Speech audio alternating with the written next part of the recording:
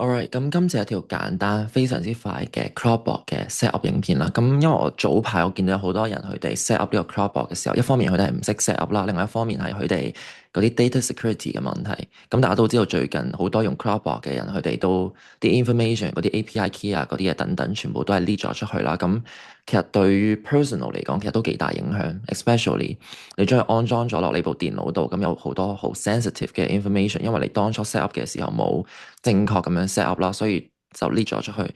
So 今日我會教大家用一個正確嘅方法去 set up 呢個 Cloudboard，咁啊喺一個安全嘅情況底下啦，同埋都等大家可以用得開心嘅情況底下去 set up。咁首先第一步，我哋需要去 Hostinger 嘅呢個地方。咁大家要點樣去呢？首先我哋去 Google 啦，search Hostinger，跟住打 OpenCloud。喺咁樣嘅情況底下，第一頁應該就係嗰一個噶啦。咁當你入到呢個界面之後，你會發現我哋有啲 documentation 啦，咁主要都係講下 OK 呢個究竟係做緊啲乜嘢，佢有啲乜嘢用咁樣啦。咁唔係重點嚟嘅。咁你可以見到係 VPS，即係我哋嘅主機啦。我哋有唔同嘅 plan 嘅。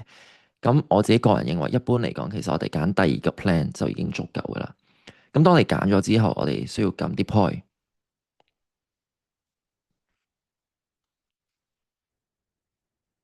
咁我哋要 load 一陣啦。Alright。咁你可以見我哋有個 period 啦。咁我哋可以揀翻1個月、12個月或者24個月。咁你會見到有個 option 嘅，叫做 Ready to Use AI 啦。咁係咩嚟嘅咧？首先第一樣嘢就係你需要問下自己你有冇 API key。For example，你嘅 ChatGPT 嘅 API key 啦，你 Cloud 嗰啲 API key 啦。如果你係有嘅話，咁你可以 deselect 呢一個嘅。咁如果你係冇嘅話咧，或者你唔知我講緊啲咩咧，咁就啱啦。咁你就要 select 呢一個。咁之後我哋就係撳 Continue 啦。咁當大家俾完錢之後，大家應該都仲有啲嘢要去 set up 嘅。第一樣嘢就係嗰個 Linux 嘅系統啦。咁今次我哋用嘅係 Alma 嘅呢一個 Linux 嘅系統。咁當我哋都 set up 完咗呢一啲嘢之後，我哋就需要去 Docker 嘅 Manager，我哋需要揀 Project 啦。咁呢個時候我哋應該係嚟嗰一邊咧，係乜嘢都冇嘅。所以呢個時候我哋需要撳 Compose，我哋需要撳 One Click Deploy。當我哋撳咗 One Click Deploy 之後，我哋需要喺 Catalog 呢個位置 Search OpenCloud。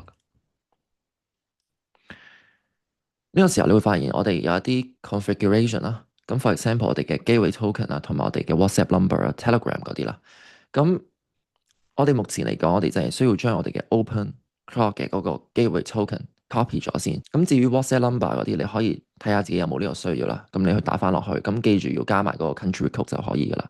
咁當我哋 copy 咗我哋呢個 gateway 嘅 token 之後，我哋需要撳 deploy。咁你會發現我哋嘅 Docker 嗰個 project 就 create 咗啦。咁佢需要一段嘅時間去 set up 嘅。咁大概可能係5至10分鐘左右，就基本上可以完成。Alright，就係咁樣，你發現好快，我哋又 set up 咗我哋嗰個 Docker 啦。咁呢個時候我哋需要撳 open。咁你會發現咧，佢需要我哋去 enter 我哋嘅 OpenCloud 嘅 gateway token。咁就係啱先我哋叫你 copy 嘅嗰一個，我哋將佢 place 落去，我哋撳 login。Alright，我哋再嚟多一次。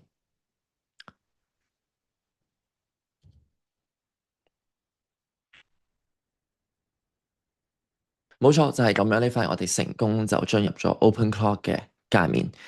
咁喺呢一個情況底下，我哋需要做幾樣嘢嘅。第一樣嘢就係我哋需要介紹下我哋自己啦，話俾個 OpenCloud 聽。我哋究竟係做緊啲乜嘢？我哋需要去做啲乜嘢？同埋佢嘅嗰個角色係啲乜嘢？咁等陣我會將呢一段 prompt 擺落去個 description 嗰度啦。咁大家可以 copy 佢，跟住放落去 ChatGPT 嗰度，咁叫佢生成一個簡單嘅kick off 嘅一個叫做介紹咁樣啦。咁嚟緊我都會拍更加多片關於呢個 OpenCloud 呢個 Agentic AI 啦。